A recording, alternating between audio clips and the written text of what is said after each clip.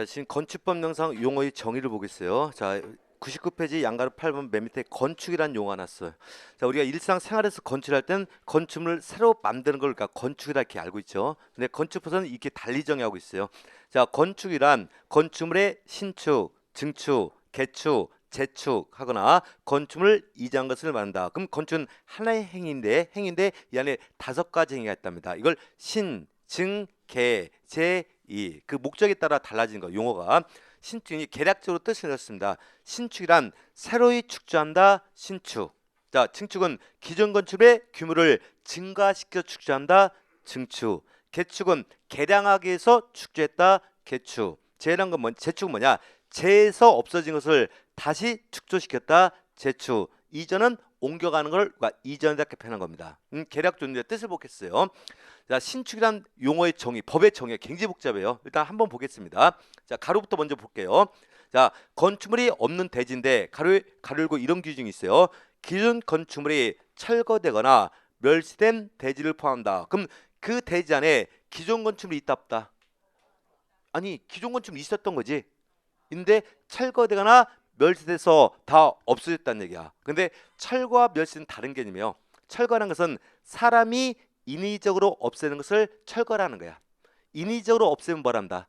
철거. 자연재해에서 없어진 걸 멸시된다 이렇게 표현한 거야. 개념이 다른 겁니다. 이제 기존 건축물이 철거되나 멸시돼서 전부 없어진 겁니다. 또는 이미 아무것도 없었던 대지란 거야. 그 대지 안에 새로 건축물을 축조시켰답니다. 무엇이란다? 신축.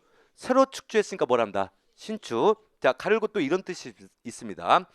부속 건축물만 있는 대지에, 그럼 부속 건축물은 이미 있다 없다? 있다. 있는 대지에 새로 주된 건축물을 축조하는 것을 포함하되, 그럼 이것도 신축에 포함한다는 뜻이죠. 근데 또 단서해 보니까 개축 또는 재축하는 것을 포함한다 제한다. 제한다. 무슨 뜻인지 하나도 모르겠죠. 지금 또 하나하나 설명하겠습니다. 제가 그림을 가지고 현재 하나의 대지가 있어. 대지. 근데 이 대지 안에 건축물이 아예 하나도 없는 거야. 없어요. 거기다 건축물을 이렇게 새로 축조시켰답니다. 무엇이다? 신축. 이게 가장 일반적인 신축이 되는 겁니다. 자, 두 번째, 현재 기존 건축물이 100제곱미터짜리가 있어요. 100제곱미터짜리. 이거를 전부를 철거시키거나 전부가 멸시됐어요. 이해하십니까? 그럼 아무것도 없어졌지? 근데 기존 건축물보다 더 크게 축조시키면 신축이 돼버려. 더 크게. 이해하셨습니까? 만약에 100제곱미터를 사람이 인위적으로 다 철거시켰어. 철거시죠? 그 종정 규모로 축조가 되잖아. 걔는 개축이 돼버려. 철거시켰어요. 근데 기존 건축물 규모로 똑같이 축조하잖아. 걔를 개축이라고 그래. 더 크게 축조시키면 신축이 됩니다. 자, 자연재해에서 전부 멸실됐어. 멸실된 부분보다 더 크게 축조시켰잖아. 신축이야. 이해하셨습니까? 근데 전부가 멸시된데 종정 규모가 똑같이 축여야 되냐? 그걸 재축이라는 거야. 그러니까 신축은 더 크게 축조를 해야 되는 겁니다. 이해하셨죠? 현재 이 대지 안에 부속 건축물만 있는 거야. 거기에 주된 건축물 축소시키잖아. 그럼 뭐라 한다? 신축. 이따 보시면 현재 이 대지 안에 주된 건축물이 있어. 주된 건축물이 있는 대지에 부속 건축물을 축소하면 걔는 증축이 돼버려. 그렇지만 부속 건축물이 있는 대지에 주된 건축물을 축소시켰답니다. 무엇이 된다? 신축. 그래서 신축은 여러 가지 개념을 갖고 있어. 그렇지만 실문 중요한 게 없기 때문에 아무것도 없는 대지에 새로이 건축물을 축조했다. 무엇이다? 신축. 근데 이걸 좀 이해하셔야 돼요. 자, 공동주택 관리 심의란 것은 이미 건설된 공동주택에서 우리가 관리를 하는 과목이죠. 그럼 만드는 건 상관이 있어 없어? 없다는 거야. 그러니까 얘는 아파트에서는 따지지 않습니다. 신축은 따진다 안 따진다. 관리할 땐 따질 필요 없어. 그래서 공주법은 신축이라는 용어가 한 번도 안 나와요. 우리 소장이 됐을 때는 우리는 만들어진 걸 관리하는 사람이니까 너무합니다. 증축이에요. 증축. 그래서 신축은 그냥 개인적으로 가장 기본 탈 때는 아무것도 없는 대지에 새로이 축조했다. 뭐가 된다? 신축. 얘만 기억하세요. 예, 자 넘어갑니다. 물론 법계는 중요하지만 자 증축이 나왔어요. 증축. 자 증축이란 기존 건축물이 있는 대지에, 그럼 기존 건축물이 현존하고 있다는 뜻이죠. 자 대지에 건축물의 건축 면적, 연면적, 층수 또는 높이를 늘린 거. 자 기존 건축물의 규모를 늘린 걸 무엇이란다? 증축. 늘린다. 즉 이런 뜻이죠. 자, 첫 번째 가장 일반적인 거예요. 만약에 현재 기존 대지 안에 100제곱미터인 건축물이 있다는 얘기야. 건축물 그대로 놔두고 거기다 20제곱미터를 면적에 축조를 시켰다는 거야. 증가됐죠? 무엇이 한다? 증축.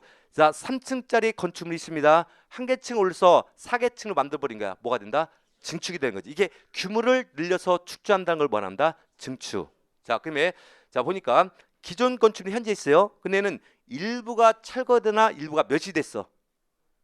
10제곱미터 일부만 철거나 멸시됐어요. 자, 그럼 멸시된보다 더 크게 축조시키면 증축이 돼. 뭐가 된다? 증축. 그러니까 일부가 없어지잖아. 없어진보다 더 크게 축조를 시켰대요. 뭐가 된다? 증축. 만약에 10제곱미터가 철거됐어. 근데 10제곱미터로 똑같이 축조잖아. 개축이야. 개축. 10제곱미터가 멸시됐어요. 17제곱미터만 또 축조시키잖아. 그럼 걔는 재축이 되는 거야. 그러니까 일부가 철거되나 멸시도 더 큰 규모로 축조할 때 증축이라 하는 겁니다. 이해 가셨죠?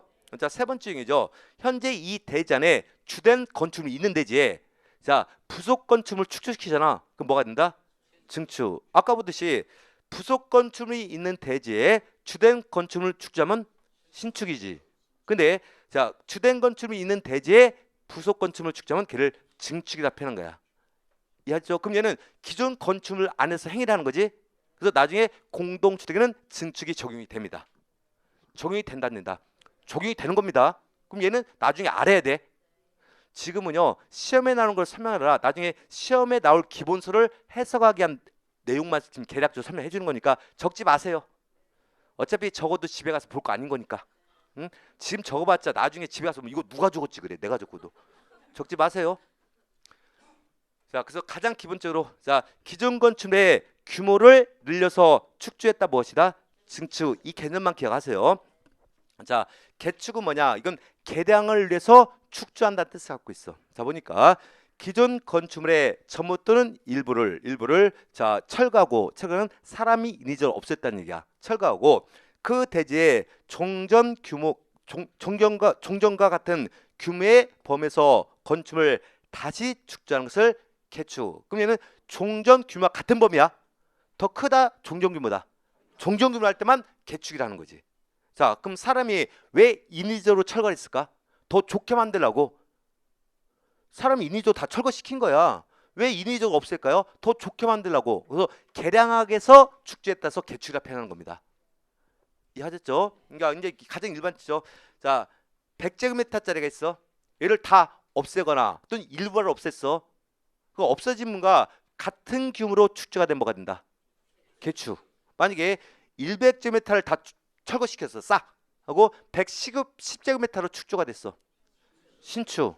자, 100제곱미터 중에 10제곱미터만 철거시키고 12제곱미터로 축조가 됐다. 증축. 그러니까 얘는 같은 종전 범위 안에서 축조가 될 때만 개축이 되는 겁니다. 이해하셨죠? 그럼 얘도 현존하는 건축물에 대해서 행위를 하는 거지. 그럼 나중에 공동주택도 개축이 가능한 겁니다. 그래서 공주법의 적용을 받아요. 얘는. 자, 넘어갑니다. 자, 재축이라는 용어가 나왔어요. 재축. 건축물이 천재지변이나 그 밖에 재해로 멸시된 경우 철거한 것은 사람이 인위적으로 없애는 것이고 멸시는 자연재해에서 없어진 걸 의미하는 겁니다. 자, 멸시된 경우 그 대지에 자 다음의 요건을 모두 갖추어 다시 축조한 것을 재축. 그래서 재해에서 없어진 것을 다시 축조했기 때문에 이를 재축이다 이렇게 표현하는 겁니다. 이해하셨죠? 그럼 첫 번째 볼게요. 뭐 이거 복잡한데 염려적 합계는 종전 규모보다 크게 한다, 이하를 한다. 이하를 할 때 재축이 되는 거야. 이해하셨죠? 만약에 기존 건축물이 있었어요. 건축물이 100제곱미터가 전부 멸실이 됐어. 만약에 110제곱미터로 축조가 됐어. 걔는 신축. 자, 10제곱미터 일부가 멸실이 됐어요. 12제곱미터로 축조하면 증축. 근데 종전 규모 이하로 축조할 때 걔를 재축이라는 거야. 항상 개축과 재축은 종전 규모 범위 안에서 하는 겁니다. 더 크게 축조가 되면 신축이나 증축이 가버리는 거지. 그럼 얘도 기존 건축에서 행위를 하죠. 그러면 나중에 보면 이 재축도 공동주택관리법에 적용을 받습니다. 5가지 행위 중에서 자 이전이라는 용어가 나왔어. 이전은 뭐 그 말 그대로 옮겨간다는 뜻이지. 근데 옮겨가도 잘 옮겨가야 돼요. 이전 되려면. 자 이전은 기존 건축물의 주요 구조를 해체하지 않냐고. 그럼 아까 내, 기, 바, 보지주가 주구주잖아. 걔를 해체한다, 해체하지 않다. 해체하지 아니하고 같은 대지 내에서 다른 위치로 옮겨간 것을 이전이야. 그러니까 주구주를 해체하지 않고 같은 대지 안에서 옮겨갈 때만 이전이 되는 거야. 이해하셨습니까? 만약에 건축물을 옮겨가는데 다른 대지로 옮겨갔다 보세요. 그럼 그 다른 대지 안에서 걔는 신축이 될 수도 있고 증축이 될 수 있는 거지. 그래서 같은 대지 안에서 옮겨가는 거 말한다. 이전. 그럼 상식적으로 우리 아파트요, 15층짜리 아파트 떠가지고 이전시킬 수 있어 없어? 없죠. 이전은 우리나라에서 거의 이루어지지 않습니다. 근데 이 공법은요, 자, 우리가 자책을 받는 것보다 우리가 모방을 한 거야. 외국법을 모방하는데 일본법을 모방한 거예요. 근데 일본은 지진이 많이 발생하죠. 목조 건축이 많잖아.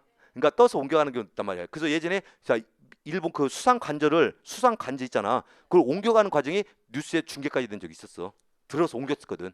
그래서 우리나라는 거의 없다는 거야. 그러면 일단 이 건축 행위는 5가지죠. 신, 증, 개, 제, 이. 그럼 결국은 공동주택에서 이루어진 건축은 딱 3가지밖에 없어요.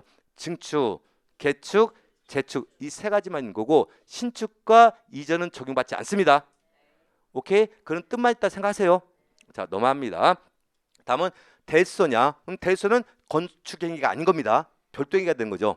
자, 대수선이란 건축물의 기둥, 보, 내력뼈, 추 계단 등의 구조나 외부 형태를 수선 변경하거나 증설하는 것이다. 그래서 1번부터 9번까지 했는데 이거 복귀는 굉장히 중요하지만 신문은 이렇게 얘기하세요. 기존 건축물을 크게 수선하거나 변경하거나 증설하는 행위를 말한다. 대수선. 그러니까 크게 수선한다 무슨 뜻이다? 대수선. 그럼 아파트도 크게 수선할 수 있어 없어요? 이때 대수선다만 기억하세요. 신문 이거 안 물어보니까.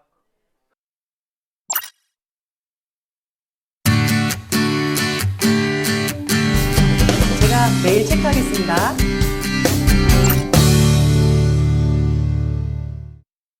이해하죠? 크게 수선하자보다.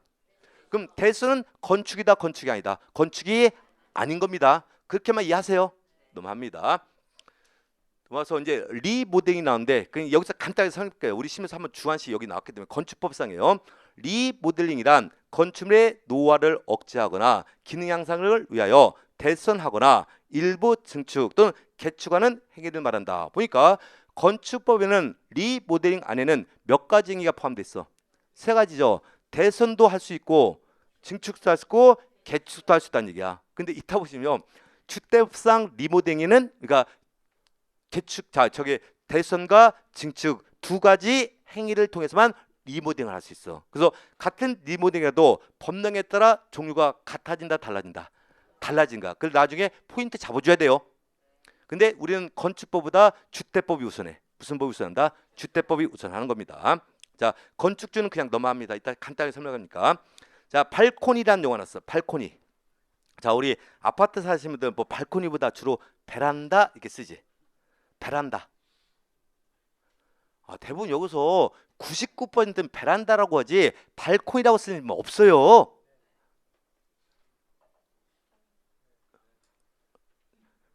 내 말이 맞아요. 저도 아파트 사니까 저도 이 주택 가서 공부하기 전에 베란다라고 했었어. 근데 보니까 베란다고 발코니는 다른 거더라고.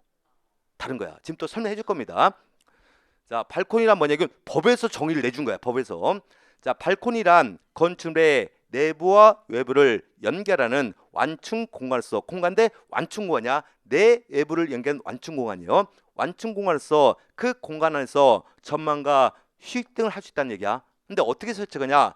외벽에, 건축물의 외벽에 부가적으로 설치하는 공간이 발코니야. 그러면 어디다 부가적으로 설치하는 거다? 외벽. 그 아파트 외벽에 발코니 태어났잖아. 그게 발코니란 얘기야. 자, 그럼 지금부터 뭐 그림을 갖고 설명해 줄게요. 우리가 평소에 베란다는 용어 쓰기도 하고 테라스라는 용어 쓰기도 하고 발코니라는 용어 쓰지 부위별로 다 틀려. 자, 우리가 1층 출입 카페를 성토해서 평평만 써 부가적 사용 공간 있지? 이걸 테라스라고 그래. 1층을 성토 등을 통해서 평평히 만들어서 그걸 휴식 공간으로 이용하잖아. 그걸 뭐란다? 테라스. 또 베란다라는 용어를 우리가 그동안 썼잖아요. 베란다 이제 유럽 쪽에 많은 건데, 자, 아래층의 천장을 자, 전망 휴식등을 해서 이렇게 부가적으로 사용하는 것을 베란다라는 거야. 아래층 천장을 외벽에 설치하는 게 아니라 아래층 천장은 우리 위층 바닥이잖아. 그걸 부가적으로 사용하겠답니다. 뭐란다? 베란다. 그다음에 건축물의 외벽에 부가적 설치해서 전망등의 목적을 이용하잖아. 이게 발코니가 되는 거야. 그럼 아파트는 베란다 있을 수가 없죠. 아파트는 발코니가 있는 거야. 그래서 앞으로 저거 수업을 할 땐 베란다는 용어 절대 쓰면 안 됩니다. 베란다는 용어 한 번도 안 나와. 다 발코니밖에 안 나오는 겁니다. 그러니까 얘가 주관식 나왔었어. 복귀에서 뭐가 나오냐? 이 발코니를 얘 뜻을 보고 발코니를 가르쳤다니까요. 근데 실제로 이걸 베란다라고 쓰신 분이 계셨어. 이게 베란다는 용어가 평상시 익숙하니까. 근데 앞으로 우리가 알고 있는 상식 같은 거 버려야 돼요. 상식하고 법리 법은 다른 겁니다. 우린 법이 취지가 되는 거예요. 앞으로 베란다 있다 없다 없고 발코니밖에 없어요. 나중에 발코니도 막 법의 제한을 받아요. 나중에 우리 그 거실 확장하는 거지. 아파트 거실 확장하잖아요. 거실 확장은 베란다 확장이다, 발코니 확장이다. 발코니 확장. 그땐 국토교통부장이 고시하는 기준에 따라 발코니 확장할 수 있어요. 그것도 다 기준이 있는 겁니다. 그래서 베란다는 있다 없다 없고 무조건 관리 심하고 강계복교시는 발코니밖에 없습니다. 그게 익숙해져야 돼요. 용어하고. 자, 넘어갑니다. 쭉 넘어가고. 자, 여기까지가 자, 건축법령이 되고 두 번째 주택법령인데요. 일단 간단하게 몇 가지 설명이 있습니다. 자, 법의 체계가 있어요. 여러분들이 뭐 일반법이다, 특별법이다, 상위법이다, 하위법이다, 공법이다, 사법이라는 얘기지. 이게 상호 충돌하는 경우가 있단 말이야. 그럼 일단 일반법과 특별법의 관계를 설명할게요. 모든 것에 대해서 적용하는 것을 일반법이라고 그래. 모든 것에 대해서 적용하는 걸 말한다. 일반법. 특정한 목적만 적용하는 것을 특별법이야. 그럼 주택에도 일반법이 있고 특별법이 있어요. 자, 그럼 일반법과 특별법이 충돌하잖아요. 그럼 무슨 법 우선의 원칙과 특별법 우선의 원칙이 돼. 자, 그러면 상위법하고 하위법이 충돌하잖아. 무슨 법 우선의 원칙과 상위법 우선의 원칙이 됩니다. 자, 민법은 일반 사법이죠. 저거 수업하는 것은 다 공법이야. 공법은 국가가 개인을 규율하는 법이야. 그럼 사법과 공법이 충돌하잖아요. 무슨 법 우선의 원칙이 될까? 공법 우선의 원칙이 돼. 상법도 사법이에요.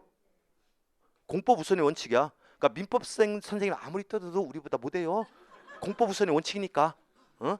자, 그럼 우리가 주택에도 일반법하고 특별법의 순서가 있어. 자, 아까 주택도 건축물이다, 건축물이 아니다.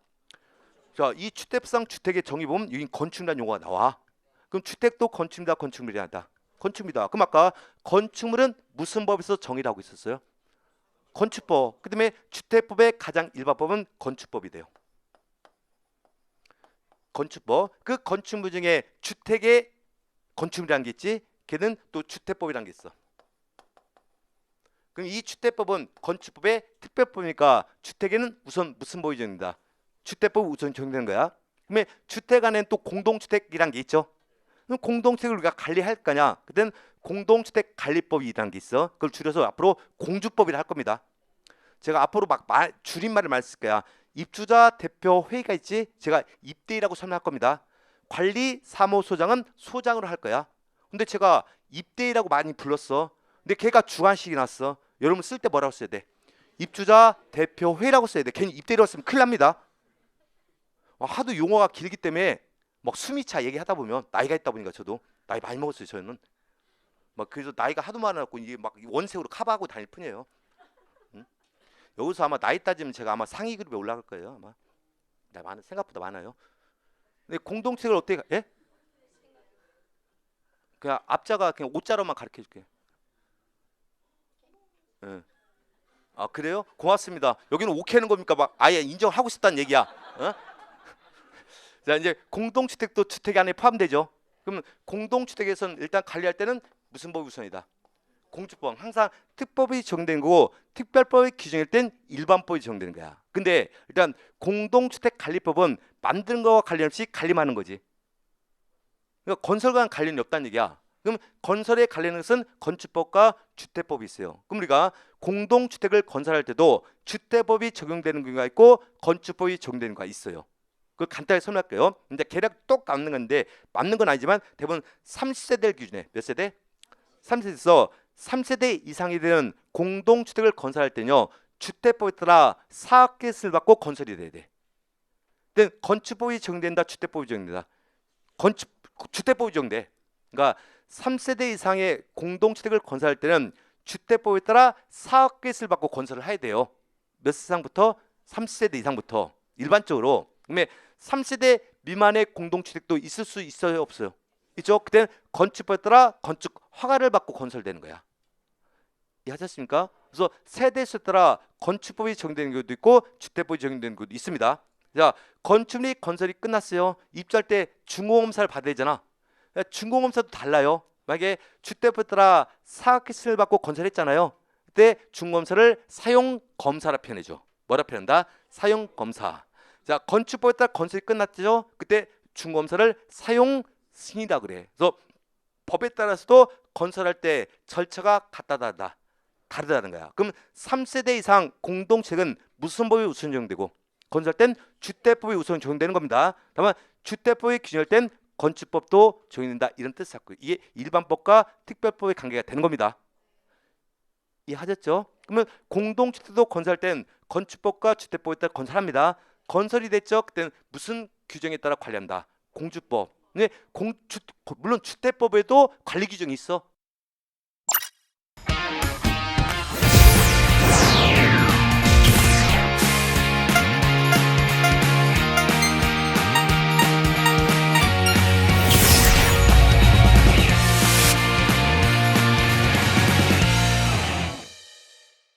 근데 공동주택은 어떤 법이 우선 적용된다? 공동주택관리법에 따라 관리하고 공주법에 규정할 때 그때는 주택법 관리 규정을 우리가 적용해야 돼. 그럼 결국은 공동주택도 건축부터 시작하는 거죠. 그럼 건축부터 알아야 돼, 몰라야 돼? 알아야 되는 거야. 근데 개념 정도만 모르니까 기하시고 나중에 이 두 대 포인트 잡고 가겠습니다. 자, 주택은 뒤에서 자세히 뽑을 거예요. 자, 사업체란 용어 나왔어. 그럼 사업주체. 이제 건축주란 용어도 나올 거고 사업주체. 근데 관리심은 주로 사업주체가 나와. 그럼 이렇게 얘기하세요. 자, 주택법에 따라 공동주택을 건설하는 업자를 사업주체라고 그래. 주택법에 따라 공동주택을 건설하는 업자를 말한다. 사업주체. 그러면 건축법에 따라 공동주택을 건설하는 업자는 건축주라고 그래. 뭐라 표현한다? 건축주. 이해하죠? 그렇게만 이해하자는 거야. 물론 세부적으로 들어가면 뜻이 달라질 수 있지만 우리는 개략적 개념만 알면 기본서를 해석할 수 있기 때문에 그래서 주택법에 따라 공동주택을 건설했습니다. 그 자를 뭐라고 그러고 사업주체. 자, 건축법에 따라 공동주택을 건설하는 업자는 건축주다. 이렇게만 이해하시면 되는 겁니다. 자, 넘어갑니다. 자, 주택조합을 보는데 주택조합 안에는 세 가지가 있어요. 지역, 직장, 리모델링 주택자. 근데 가르치면 얘만 중요하니까 뜻만 설명할 겁니다. 자, 주택조합이란 무엇이냐? 많은 수의 구성원이 사업계획의 승인을 받아 주택을 마련하거나 리모델링하기 위하여 결성하는 다음의 조합을 말한다. 그러면 1번과 2번은 주택을 사업계획 승인을 받고 주택을 마련해서 하는 거니까 얘는 건설에 해당되는 조합이 되는 거야. 근데 관리심은 관리하는 목적이죠. 건설과 관련이 있어 없어? 없잖아. 그럼 우린 리모델링 주택자만 알면 되는 거예요. 리모델링은 기존 건축물을 모델을 다시 꾸미는 거니까. 자, 리모델링 주택자는 뭐냐? 공동주택의 소유자가 그 주택을 리모델링하기 위하여 설립한 조합이다. 자, 리모델링 위해서 설립한 조합이니까 뭐란다? 리모델링 주택자. 그러면 관계법규는 이 두 가지 조합도 굉장히 중요해요. 여기요. 근데 관리시면 나중에 리모델링 주택자 하나밖에 안 나와요. 그래서 리모델링을 위해서 설립한 조합이랍니다. 이걸 무엇이란다? 리모델링 주택조합이다. 그것만 개념만 기억하세요. 개념. 자, 넘어갑니다. 자, 부대설은 용어가 있어. 부대설. 앞으로 이제 부대설과 봉이설이라는 용어가 수없이 나올 겁니다. 수없이. 근데 주택단지부터 먼저 설명할게요. 주택단지. 자, 그냥 개념만 있어요. 우리도 주택단지란 편형태 많이 쓰죠. 내가 사는 주택단지를 설명하잖아. 그럼 주택단지란 무엇이냐? 주택단지란 주택건설 사업계획 또는 대지성 사업계획의 승인을 받아 그 주택과 그 부대시설 및 복리시설을 건설하거나 대지를 주소하는 데 사용되는 일단의 토지를 말한다. 그럼 대지성과는 우리는 관련이 없어요. 자, 일단의 토지란 것은 하나의 단위의 토지가 된다는 얘기야. 무엇을 건설한 토지다? 주택과 부대시설과 복리시설. 그럼 여러분 주택단지는 주택도 있는 거고 부대시설도 있고 복리시설도 공존한다는 뜻이 되는 거지. 그럼 주택단지는 소장 및 관리하는 겁니다. 그럼 부대시설과 복리시설도 우리 관리 대상의 목적물이 된다는 뜻이지. 뭐 세부적인 나중에 보고. 그럼 지금부터 부대설이 무엇인지 복리설이 무엇인지 구분해 줄 겁니다. 이건 법에서 엄청 중요하게 따진 문제 중 하나예요. 자, 넘어갑니다. 자, 부대설이란 무엇이냐? 자, 부대설이란 자, 주택에 딸린 다음에 시설과 설비를 말한다. 그럼 부대설 안에는 시설도 있고 설비도 있다는 뜻이죠. 대표적인 시설은 무엇이냐? 주차장, 관리 사무소, 담장 및 주택단지 내 도로가 복리시설이다, 부대시설이다. 부대시설 포함돼. 건축법상 아까 건축설비가 나왔었죠. 이 건축설비는 건축법은 그냥 단순하게 건축설비가 편합니다. 근데 주택법이니까 얘를 뭘로 분류한다? 부대시설. 그럼 부대시설 안에 각종 건축설비가 다 들어가는 겁니다. 그래서 건축설비는 부대시설, 복리시설. 아까 건축에서 건축물에 설치되는 설비를 건축설비라 했잖아요. 근데 건축설비가 주택법 배우니까 뭘로 바뀌는 거야? 부대시설로 바뀌는 거예요. 이해하셨습니까? 그래서 법에 따라 소속이 조금씩 달라져요. 자, 그러면 그 밖에 대통령령으로 자는 시설 또는 설비다. 그럼 대통령 들어가면요. 대통령 들어가면 종류가 수십 가지야. 좀 이따 구분해 줄 겁니다. 자, 넘어갑니다. 복리시설이 나왔어요. 복리시설. 자, 복리시설이란 주택단지의 입주자 등의 생활 복리를 위한 다음에 공동시설이다. 자, 생활 복리라는 시설이니까 무슨 시설? 복리시설. 그 안에 대표적인 게 어린이 놀이터, 근린 생활시설. 그래서 근린 생활시설은 단지 안에는 상가를 의미하는 거야. 단지에도 상가 있잖아요. 그걸 뭐란다? 근린 생활시설 이렇게 표현합니다. 유치원, 주민운동시설 및 경로당이 대표적인 복리시설이야. 그 밖에 대통령령으로 저는 공동시설도 복리시설이 포함돼. 근데 대통령령 하면 또 수십 가지가 있어. 근데 얘를 섞어놓고 부대시냐 복리시냐 구분제가 법에서 해마다 나와요. 왜 얘를 물어보냐면 이 부대시설과 복리시설은 공용 부분이거든. 그 공용은 우리의 관리 대상 목적물이기 때문에 물어봐. 근데 얘를 섞었을 때 얘를 암기하지 말고 이렇게 하시면 돼요. 단지 안에 꼭 있어야 되고 없으면 못 사는 건 부대시설이야. 꼭 있어야 되고 없으면 못 사는 건 무슨 시설? 부대시설. 자, 있으면 편리하지만 없어도 그냥 살만한 것은 복리시설이라 보면 돼. 자, 한번 따져볼게요. 관리사무소 꼭 있어야 돼, 없어야 돼? 아, 관리사무소 우리를 위해서 꼭 있어야지. 그거 없으면 우리가 공부할 이유가 없잖아. 그러니까 우리를 위해서 꼭 있어야 되니까 관리사무소는 부대시설입니다. 자, 주차장 꼭 있어야 될까요? 만약에 주차장이 없다고 상상해 볼까요? 그러면 자동차 머리 이고 있잖아. 꼭 있어야 되니까 무슨 시설? 부대시설. 승강기 꼭 있어야 될까? 만약에 승강기 없다 보세요. 50층짜리 아파트 건설할 수 있어 없어? 없어요. 자, 우리 지금 제가 사는 아파트가 며칠 전에 승강기 교체 공사를 했어요. 전면 교체를 했어요. 그래서 일주일 동안 승강기 운행을 안 했단 말이야. 중국집에 배달시켜도 안 와. 그 집 그 아파트 승강기 교체하는 줄 알고. 왜? 내가 4층 사는데도 안 오더라고. 그러니까 승강기 꼭 있어야 돼. 짜장면 먹으려면. 그러니까 무슨 시설이다? 부대시설. 자, 경로당 꼭 있어야 돼요. 자, 어른들 입장에서 가서 놀 수도 있지. 근데 겨울철에 눈 많이 싸고 나가서 낙상 사고 있나? 그냥 집에 가만히 있는 게 안전해. 없어서 살 수 있잖아. 무슨 시설? 복리시설. 자, 어린이 놀이터 꼭 있어야 됩니까? 자, 아이들 그냥 집 안에서 뛰어놀 수 있잖아. 무슨 시설? 그렇게 구분하는 거야. 암기하는 게 아니라. 왜냐면 대통령령까지 막 수십 가지니까. 그래서 꼭 있어야 되고 없으면 못 사는 것은 부대시설. 있으면 편리하지만 없어도 살만한 시설은 복리시설 이렇게 이해하세요. 그래서 얘는 다 공용 부분을 분리해서 나중에 여러분이 소장님으로서 관리비를 갖고 우리가 유지 관리 해주는 부분 중에 하나가 되는 겁니다. 그리고 나중에요. 지금 제가 부대시설과 복리시설을 했지. 근데 공동주택 관리법 보면 얘를 공동주택이라 불러 또. 보세요. 건축설비는 우리가 건축법은 건축설비라고 했지. 근데 건축설비가 주택법 보니까 뭘로 들어갔어? 부대시설로 들어갔잖아. 근데 이 부대시설이요. 공주법을 가면 얘는 또 공동주택이라 불러버려. 그러니까 표현 형태가 그 법에 따라 그 소속이 좀씩 달라져요. 압니다. 자, 리모델링 나는데 아까 건축법에도 리모델링 있었어 없었어요? 있죠? 근데 주택법도 리모델링 있는 거야. 자, 그러면 건축법과 주택법을 비교했을 때 어느 법이 더 특별법이랬어? 그럼 어떤 게 더 중요할까? 주택법상 리모델링이 중요해. 그래서 나오면 거의 다 얘가 나오는 거예요. 건축법은 딱 한 번밖에 안 나왔어. 거의 다 나오면 얘는데 중요한 게 이 리모델링은 관리심에서도 법에서 관리심의 시험법이라 지정을 했어. 근데 해마다 나왔어. 해마다. 근데 올해 22회 때 한 문제도 안 나왔어. 법규도 안 나오고 신부도 안 나왔어. 해마다 나온 문제가 올해 안 나왔대요. 그럼 내년도 23회 때는 나온다는 얘기지. 그런 문제가 앞으로 우리가 키워드가 되는 문제 중 하나예요. 자, 그럼 리모델링 보는데 리모델링도 건축물에서 다시 모델을 하겠다는 얘기야. 이건 행위인데 이 안에 행위가 두 가지 행위가 있어요. 일단 그걸 보기 전에 리모델링을 행위를 할 때는 목적이 있어야 돼요. 어떤 목적이냐? 건축물의 노후와 억제 또는 기능 향상 등을 위한 다음에 어느 하나에 해당 행위를 말한다. 근데 이 행위 안에는 두 가지가 있어요. 대선도 있고 증축도 있어. 아까 건축법에서는 몇 가지가 있었어? 세 가지. 대선과 증축과 개축이 있었잖아요. 근데 주택법상 리모델링 안에는 대선과 증축 이 두 가지만 허용됩니다. 그러면 증축엔 두 가지가 있어요. 순수하게 면적만 증가시키는 거 있고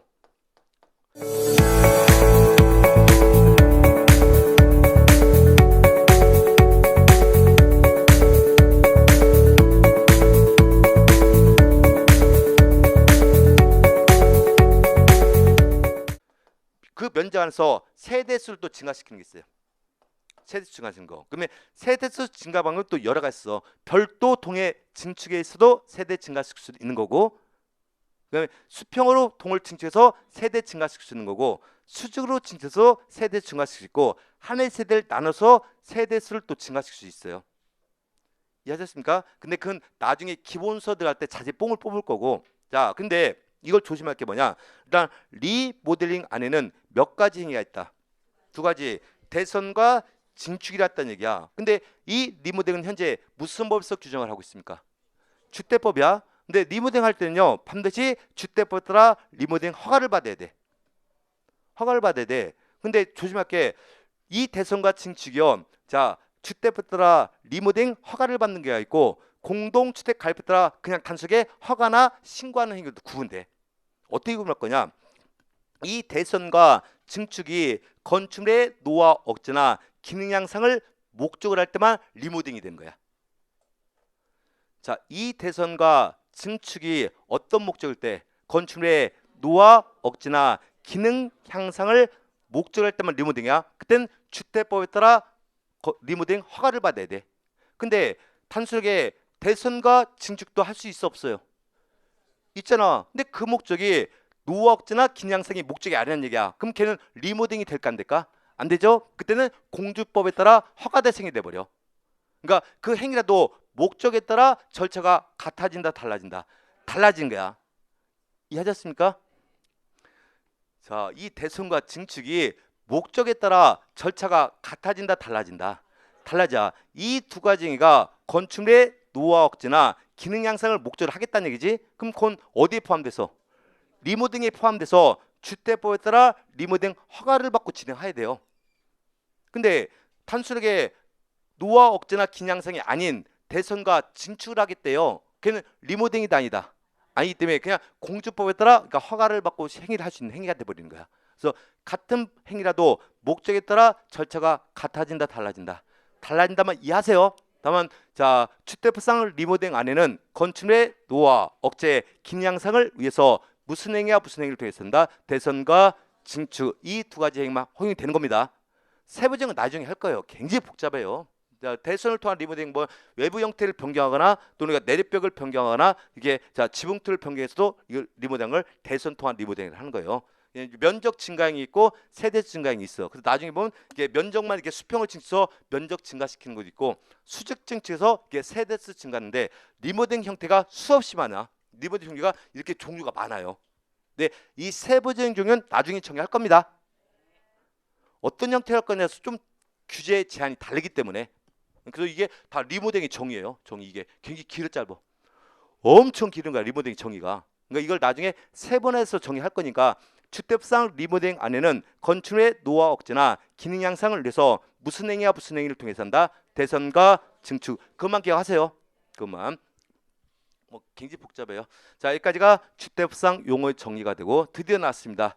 자, 공주법상 용어의 정의가 나왔어요. 그럼 여러분이 관리할 때 가장 많이 적용받는 거야. 이 공주법은요. 자, 관계법규의 8문제, 관리심의 최대한 12문제에서 총 80문제 중에 20문제가 나오는 법령이야. 많이 나온다 적게 나온다. 많이 나오고 우리 주택가세나 주택가세 자격제도가 있잖아. 그게 공주법에서 규정하고 있어. 그 때문에 결국은 여러분의 가장 기본법이자 모법은 공주법이 되는 겁니다. 그러니까 거기서 공주법은 버린 게라 걔는 꼼꼼하게 정하고 공주법에서 나오는 문제는 다 맞추는 문제가 되는 거야. 그럼 여기는 용어를 좀 중요하게 여깁니다. 첫 번째, 자, 공동주택인데 이런 형태가 있어요. 의무, 관리 대상 공동주택한 편이 태어났어. 근데 얘가요. 저번 주 우리가 2차 과목 시험 끝났지. 저번 주하고 이번 주 배운 내용이 달라. 우리 항상요. 이 공법은요. 우리 법에 관련된 문제는 시험 시행일자 적용된 법률 취가 돼. 시행일자. 근데 법이란 것은 공포를 했다고 해서 바로 그때부터 적용되라. 그 안에 경과 규정이 있어요. 이걸 오늘 공부하지만 몇 개월 뒤부터 적용한다 했단 말이야. 근데 현재 공주법은 이행 개정은 돼 있어. 이렇게. 근데 이건 내년부터 적용해. 그럼 오늘 날짜 적용돼 안 돼? 안 돼. 근데 우리는 내년도 9월 달에 시험 보는 거야. 그러니까 내년도 9월 달 기준으로 가는 겁니다. 그러니까 현행법은 틀려. 그러니까 여러분들 혹시라도 나 주택 가서 공부해. 괜히 배웠어. 오늘 배웠고 소장님 찾아서 야, 너 아직 이런 것도 몰라? 하면 안 돼. 소장님은 현행법대로 관리하기 때문에 혹시라도 저거 수업을 할 때 야, 김신문이 이렇게 설명했는데 소장님은 다른 걸로 관리하는 거야. 근데 소장님은 공포가 됐다도 현행 시스템에서 적용하는 법률을 관리하는 게 아니에요. 아니 저기 나중에 적용된 법률 관리가 아니라 현행법대로 관리하는 거야. 그래서 여러분들이 배우는 거와 현실은 좀 차이가 있어요. 우리는 내년도 9월 달 적용된 걸 갖고 기준으로 가는 겁니다. 이해하셨죠? 자, 일단 의무 관리 대상 공동주택이란 무엇이냐 중요한 뜻을 내포하고 있어요. 해당 공동주택을 전문적으로 관리한 자를 두고 자 자치 의결규를 의무적으로 구성하는 등 일정한 의무가 부과되는 공동주택을 말한다. 그러면 이 법에 따라 일정한 의무가 부과되는데 크게 세 가지를 구분할 수 있어요. 자 그러면 의무 관리란 것은 관리 형태를 의미하는 거야. 근데 관리 형태인데 물론 공주법에는 여러 가지 관리 형태가 있어요. 그 중에서 의무 관리를 할 땐 두 가지 관리 형태야. 몇 가지? 두 가지. 자치 관리하고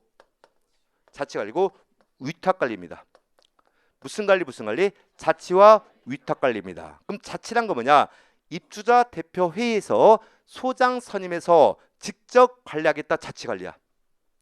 입주자 대표 회의에서 소장 선임해서 직접 관리하겠다. 무슨 관리? 자치 관리. 그러면 이 공주법에 따라 등록한 주택 관리업자라는 사람이 있어. 그 주택 관리업자에게 의뢰해서 관리한 방식을 위탁 관리를 하는 거야. 그때는 주택 관리업자가 소장을 선임해 줘야 되는 거야. 그래서 앞으로 의무 관리를 할 때는 무슨 관리와 무슨 관리다. 자치와 위탁 관리. 그럼 여러분 주택 단지가 의무 관리 대상이 됐어. 그때는 자치나 위탁 관리 중에 하나를 해야 돼. 할 때는 반드시 전문적으로 관리한 자를 둬야 돼요. 그러면서 전문적으로 관리한 자는 것은 주택관리사나 주택관리사업을 소자로 배치해야 돼. 자치관리사는 입주자협회가 배치하는 거고 위탁관리방식은 주택관리업체가 배치돼. 만약에 여러분 주택단지가 의무관리 대상임에도 불구하고 이자들이 주택관리사나 보를 소자로 배치하지 않잖아요. 그 자들에게 1천만 이하 벌금형이 부과돼 버려. 형사처벌 대상이 되는 거야. 두 번째, 여러분 주택단지가 의무관리 대상이에요. 근데 주택관리사 등의 자격을 취득하지 아니한 사람이 미취득자가 소장 업무 수행하잖아. 또는 수행하기 시키잖아. 그에게 1년 이하의 징역 또는 1천만 이하 벌금 형사처벌 대상이야. 오케이? 그럼 결국은 우리의 직장의 범위가 의무관리 대상이 되는 거지. 그럼 여러분 주택단지가 의무관리 대상이 아닌 겁니다. 그땐 주택관리사 등을 배치할 의무가 있다 없다? 없어. 의무관리 대상에 한해서만 배치하는 겁니다. 오케이? 두 번째, 자치 의결규가 나왔어. 자치 의결규는 입주자 대표를 말해. 그럼 여러분 주택단지가 의무 관리상이 되잖아. 그땐 반드시 입주협회가 구성이 돼야 되는 거야. 이런 일정한 의무를 부담하는 것을 뭐란다? 의무 관리상 공동주택. 근데 여러분 이제 이 법의 체계가 있는데요. 여러분 관리 규정이 의무 관리상이냐 아니었다 해서 적용 범위 달라. 만약에 여러분 주택단지가 의무 관리 대상 공동주택에 해당하잖아요. 근데 관리할 땐 공주법이 적용돼. 무슨 법이? 공주법. 근데 여러분 주택단지가 의무 관리 대상 공동주택이 아니라 비의무라는 얘기야. 그때 집합 건물의 소유 및 관리에 관한 법률, 그걸 줄여서 직권법이라 그래. 그때 직권법이 적용돼요. 그래서 의무와 비의무에서 관리에 관한 법률이 적용이 같다 다르다. 다르다는 거야. 그래서 의무 관리 대상은 무슨 법에 따라 관리가 먼저 이루어지고 공주법, 비의무는 직권법에 따라 관리가 되는 거야. 근데 우리는 직권법은 중요하잖아요. 소장은 의무 관리 대상에 대해서만 의무적 배치가 되기 때문에. 그럼 앞으로 우리는 의무 관리 대상에 대해서만 배운다 생각하시면 돼요. 오케이? 근데 이제 중요한 게 뭐냐? 여기까지는 똑같아. 내 다음 중 어느 하나에 해당하는 공동주택을 말한다. 이게 이제 의무 갈등의 범위거든. 이 범위가 현행법 지금 오늘 법에 보면 시행령 대통령령이 있어. 내년도 가면 얘가 주택 공주법으로 상위법으로 올라와. 상위법으로. 내년도 가면은 그럼 하위법에서 상위법으로 올라간 것은 중요할까 중요하지 않기 때문에 엄청 중요해요. 근데 얘가 좀 범위가 좀 변경이 됐어요. 좀 설명할 겁니다. 제가 첫 번째입니다. 어떤 대상이 의무관리 대상이냐? 첫 번째 300세대 이상 공동주택이라 했어요. 첫 번째 몇 세상부터? 자, 그럼 첫 번째는 300세대 미만일 땐 의무다 비의무다? 비의무야. 이따 해석해 줄 겁니다. 자, 두 번째 150세대 이상으로서 승강기가 설치된 공동주택이다. 자, 승강기가 설치되어 있으면 몇 세상부터? 150세대 이상부터. 그럼 150세대 미만 아니란 뜻이지. 그렇잖아요. 이게 나중에 사례 문제 나와 우리 심에서. 자, 세 번째 150세대 이상으로서 중앙집중식 난방방식의 공동주택. 가를 보니까 지역 난방방식을 포함한댔지. 그럼 난방 형태가 아파트는 세 가지가 있어요. 개별 난방, 중앙 난방, 지역 난방이거든. 근데 중앙이나 지역 난방 중에 하나라도 걸쳐 있으면 몇 세대? 150세대. 그럼 여기에 해당하지 할 땐 의무가 아니란 얘기지. 그렇잖아요. 그러면 결국은 자, 여기는 2번과 3번은 150세대 이상부터죠. 1번은 300 이상이지. 그러면 2번과 3번이 할 땐 1번으로 간다는 뜻이야. 일단 해석해 줄 겁니다. 해석해 줄 거예요. 자, 네 번째입니다. 자, 건축법 제11조에 따른 건축 허가를 받아 주택 외의시설과 주택을 동일 건축물로 건축한 건축물로서 보니까 한 해의 건축물 안에 주택 외의시설과 주택으로 구성이 됐다는 거지. 이걸 우리가 실무에서는 주상복합이라고 그래. 뭐라 표현한다? 주상복합. 근데 법에서는요 절대로 주상복합이라는 용어를 쓰지 않습니다. 그럼 우리 앞으로 시험 질문이 됐든 기본서가 됐든 자, 주택 외의시설과 주택을 동일 건축물로 건축한 건축이라는 용어가 나오잖아요. 근데 머릿속에 뭘 연상해라? 주상복합. 이해하셨습니까?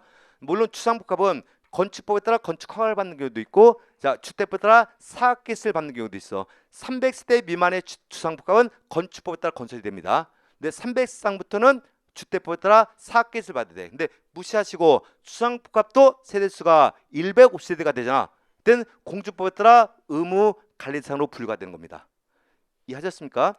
자, 그럼 여기 일단 5번 안 볼 거예요 지금은. 근데 지금 1번부터 4번까지는 지금 공주법 시행령이 있어. 근데 1월 달부터 이가 법으로 올라와. 그럼 일단 300세대 이상을 설명해 줄게요. 자, 그럼 300세대 이상부터 의무 관리 대상이 된다는 뜻은 승강기가 설치됐을 때, 설치되지 않았을 때, 승강기가 설치 안 됐어야 되지. 승강기가 설치됐으면 이미 150세부터 시작했기 때문에. 자, 그러면 승강기가 설치 안 됐고 개별 난방할 땐 300세대 이상부터 대상이 된다는 뜻이에요. 이해하셨습니까? 근데 적지 마시고 이건 나중에 기본서대 할 때 뽕을 뽑을 거니까. 근데 현행은 4번까지만 의무가 대상인데 5번이 내년부터 들어와요. 5번을 설명해 줄 겁니다. 5번. 자, 의 1부터 4까지에 해당하지 아니한 공동주택이다. 그럼 1번부터 4에 해당한다, 해당하지 않는다. 그럼 얘는 원칙은 의무다, 비의무다. 비의무야 돼. 근데 해당하지 아니한 공동주택 중 자, 입주자 등이 대통령령으로 저는 기준에 따라 동의하여 정하는 공동주택도 앞으로 의무로 인정하겠다는 얘기야. 얘는 최초에는 의무다 비의무다. 비의무지만 입주자 등이 대통령령으로 저는 기준에 따라 동의를 해주잖아. 그때 의무로 올려주겠다는 거야. 그럼 얘는 의무 관리대상 공동주택이라 의무 관리대상 전환 공동주택 이렇게 표현해줘 버려. 이런 용어하고 친해져야 돼. 얘는 최초는 의무다 비의무다. 비의무야. 비의무를 자 동의를 얻어서 바꿀 수 있다는 거지. 걔를 의무 관리 대상 전환 공동주택 이렇게 표현해 주는 겁니다. 그럼 잘 보셔야 돼요. 얘는 동의를 받기 전에는 의무다 비의무다. 비의무야. 그때는 직권법에 따라 관리가 돼야 돼요. 무슨 법에 따라? 직권법. 근데 이제 동의를 받고 의무 관리상으로 전환이 되잖아. 그때는 공주법을 적용하겠다 이런 뜻을 갖고 있어. 이해하시죠? 근데 그 동의 기준은 뭘로 제한됐어? 대통령령이지. 근데 법률을 맡고 있는데 대통령령은 적용하는 그 다음 전날 나와. 그러니까 대통령령 기준 다 몰라요? 아, 모른다니까. 내년도 적용 시점이 나오니까 그때 설명해 줄 겁니다. 그거는. 이해하셨죠? 그래서 그럼 우리 관리 대상 범위가 넓어진다, 좁아진다? 넓어지는 거야 이게. 그럼 좋아진 거 나빠진 거야? 좋아지는 거지. 근데 여긴 함정이 있어요. 동의를 해줘야 돼. 동의하면 안 되는 거야. 근데 소장님 월급은 관리비를 주는 거지. 근데 입주민들은 자기 호주머니에서 돈 많이 나가는 거 좋아할까 싫을까? 싫어하지. 그래서 거의 뭐 하기는 좀 어려울 수도 있어. 근데 요즘은요, 이 그 입주민들 의식이 깨 있다 보니까 전문적으로 관리를 받고 싶어 하는 데가 많단 말이야. 고급 빌라 같은 데는. 근데 근데는 아마 동의를 해주고 나서 아마 의무관리 대상으로 전환될 가능성이 있어요. 그럼 지가 훨씬 더 좋아지는 것 중 하나죠. 왜냐면 비의무다 보니까 직권법은요, 그건 사법이야. 민법의 특별법이거든. 그러니까 법이 디테일하지 않으니까 지네 마음대로 막 부정이 많은 거야. 부정이 많다니까 이걸 앞으로 의무로 띄워서 투명하게 관리하겠다 이런 뜻을 갖고 있는 겁니다. 이해했죠? 자, 비의무지만 동의를 받아서 의무가 생기는 것을 뭐라 한다? 의무 관리 대상 전환 공동주택. 이게 편형태 기만하세요. 넘어갑니다. 넘어가고 이제 입주자, 사용자, 입주자 등 이것 이제 다음 주 가면요. 이 사람들이 하루에 100번씩 등장할 거야. 100번씩. 그래서 이 세 사람은 꼭 기억하셔야 돼. 꼭. 자, 일단 입주자가 무엇인지 설명할 겁니다. 자, 입주자란 누구냐? 자, 법에서 정의를 해준 겁니다. 입주자란 공동주택의 소유자 또는 소유자를 대리하는 배우자 및 직계 존비속을 말한다. 그러면서 공동주택의 소유자라는 것은 등기상 명의를 갖고 있는 사. 집주인이란 얘기지. 근데 집주인만이 입주자가라 그 집주인을 대리하는 배우자와 직계 존비속도 입주자 범위에 포함이 되는 겁니다. 그러면 배우자나 직계 존비속은 가족이죠. 자, 소유자는 집주인이지. 그 앞으로 이렇게 이해하세요. 자, 공주법에서는 집주인들을 무엇이란다? 입주자. 둘자 붙었잖아. 가족들도 집주인이니까 앞으로 집주인들을 무엇이란다? 입주자를 하는 겁니다. 두 번째, 사용자란 용어가 났어. 근데 사용자가 법에 따라서 지위가 달라져요. 우리가 이 사용자라는 사람은 노동법에 가잖아. 사업의 주인을 사용자라고 그래. 그럼 지위가 높아나죠. 높은 사람 사업의 주인이니까. 근데 공주법은 사용자 용어를 그렇게 사용하지 않아요. 사용자는 뭐냐? 자, 공동주택을 임차하여 사용하는 사람을 등을 말하는 데 있어. 그럼 등이니까 여러 사람이 있다는 거지. 그럼 우리가 세를 얻을 때 여러 가지 방법이 있어요. 자, 전세권 계약도 체결할 수 있어 없어? 전세로 세를 얻잖아. 그걸 전세권자를 하는 겁니다. 그럼 물권 계약이야. 자, 임대차 계약도 체결할 수 있어 없어? 임대차에서 세를 얻잖아. 그걸 임차라는 거지. 걔는 채권 계약이야. 전세권하고 채권, 임대차 계약은 틀린 겁니다. 집을 공짜로도 사용할 수 있을까 없을까? 이쪽을 사용 대차 계약이라는 거지. 그 사람들 다 포함한 개념이야. 오케이? 근데 그런 거 따질 필요 없고 앞으로 자, 공주법에서는 세입자를 사용자 표현해 준 거야. 세입자를 뭐란다? 사용자, 집주인들을 입주자. 그렇게 이해하자는 거예요. 집주인들을 무엇이라고 그러고 입주자, 세입자를 사용자. 그러면 공주법에서는요. 이 두 사람을 같이 표현해 줘야 돼. 그러면 입주자 및 사용자라고 한 줄에 써줘. 하고 가르고 이하 입주자 등이라 표현해 보죠. 자, 그럼 입주자 등자가 붙었죠? 입주자 등이란 입주자와 사용자를 말한다 이렇게 펴는 거야. 이해하셨어요? 자, 그러면 입주자란 용어하고 입주자 등이란 용어는 같은 뜻 다른 뜻. 이 공법에서는요. 단어 뒤에 등자가 붙고 안 붙고는 하늘과 땅 차이야. 그거 빼고 놓고서 정답 만드는 거야. 그걸 입주자 관리라 표현한 겁니다. 오케이? 그래서 공주법 법조문을 보면요. 입주자만이 갖는 권리와 의무는 입주자라고 표현해 줘야 돼. 근데 입주자와 사용자가 동시에 갖는 권리와 의무 관계는 입주자 등이라 표현해. 그럼 앞으로 입주자 등이란 용어를 할 땐 입주자와 사용자가 같이 갖는 권리와 의무를 말하는 겁니다. 그럼 이제 다음 주에 볼 건데 우리가 입주자 대표 회의에 구성원이 있어요. 그걸 동별 대표자다 표현한 겁니다. 자, 동별자를 선출하는 방법이 있어요. 동별자. 자, 동별자는 원칙적이에요. 좀 올해 좀 개정이 있지만 동별 대표자는 일정한 요건을 갖춘 입주자 중에서 누구 중에서 입주자 중에서 입주자 등의 선거를 통해서 우리가 선출하고 있어요. 선거를 통해서 누구 중에서 자, 등자가 붙었어 안 붙었어? 안 붙죠? 그럼 사용자는 동별 대표자가 원칙적으로 될 수가 없다는 뜻이야. 오케이? 다음 근데 입주자이기 때문에 소유자 될 수 있죠. 소유자를 대리하는 배우자와 직계 존비속도 동별자가 될 수 있어. 근데 사용자는 될 수가 없다는 뜻이지. 입주자 안에는 소유자를 대리하는 배우자와 직계존비 포함이 되잖아. 그럼 소유자의 배우자나 직계존비속도 동별자 될 수 있어요. 하지만 사용자는 될 수가 없다는 뜻이지. 근데 선출할 때는 입주자 등이 선거를 통해 선출한다 했지? 그럼 사용자는 피선거권 될 수 있는 자격은 없지만 선거권은 갖는 거야. 이해하셨습니까? 그래서 이렇게 입주자만이 갖는 권리와 의무는 입주자라고 표현해 주는 거고, 입주자와 사용자가 동시에 갖는 권리와 의무는 입주자 등 이렇게 표현해 주는 거야. 그 말 앞으로 동결 대표자를 선출할 때는 입주자 등 중에서 입주자 등이 선거를 통하여 선출한다면 S가 되지. 그걸 앞으로 구분하기 키워드가 돼. 그렇다고 아무데나 등자 붙이고 빼고 하는 게 아니에요. 이거 나중에 구분하기 쉬워. 큰 재산권 행사할 땐 입주자가 되는 거고, 소극적 갈 때는 입주자 등이 나온 거야. 자, 그럼 볼까요? 우리가 승강기 교체 보수 하죠. 그걸 장기성에다 교체 보수하거든. 우리가 승강기를 교체하는 것을 우리가 비용을 사용해야 돼. 근데 승강기를 교체해주면 재산 가치가 높아지나 낮아져? 높아지는 거잖아. 그럼 집주인이 좋아지는 거잖아. 그럼 세입자는 그 비용을 부담할까 안 할까? 안 하고 그건 입주자 부담목이 돼. 그걸 장기선 충담이라 그래요. 이해하셨습니까? 근데 관리비는 관리사무소 직원들의 인건비 지불하거든. 근데 관리사무소 직원들은 사용자도 관리를 해줘야 안 해줘? 했잖아. 그럼 관리비는 입주자 등이 부담한다고 그래. 그래서 비용이라도 목적에 따라 부담자가 그래서 달라지는 거예요. 그런 키워드만 하면 입주자냐 입주자 등인지를 우리가 쉽게 또 구분할 수 있는 거예요. 보세요. 입주자라는 것은 그 단지의 주요 의사결정, 막 돈이 들어가는 것으로 의사결정을 해야 돼. 그걸 사용자, 세입자에게 주면 되겠어 안 되겠어? 아닙니까? 집주인들만 될 수 있는 거예요. 이해하셨습니까? 그런 뜻을 내포하고 있는. 근데 올해부터는 예외적으로 그 3가구의 입주자인 후보자가 한 명 될 땐 사용자도 예외는 될 수 있어. 예외적으로.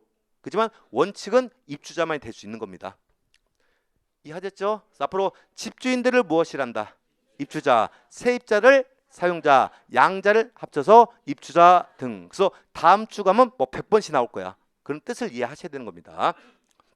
자, 입주자 대표 회의부터는 잠깐 쉬었다 갑니다. 그런데 말입니다. 에듀윌에선 이 모든 혜택의 유료 회원 수강료를 돌려받을 수도 있다는 사실 알고 계셨습니까? 진짜 10만 원을 주더라고요. 한 달에 100만 원 버는 친구도 봤어요. 이게 진짜 대박이라니까요. 네, 친구 추천을 하시고 친구가 유료 회원가입을 하게 된다면 10만 원을 입금해드리고 있습니다. 친구만 추천해도 10만 원을 입금해주는 에듀윌 친구 추천 이벤트. 참으로 놀라운데요. 그리고 이 모든 혜택들을 많은 수강생들이 동행해 주길 진심으로 부탁드립니다.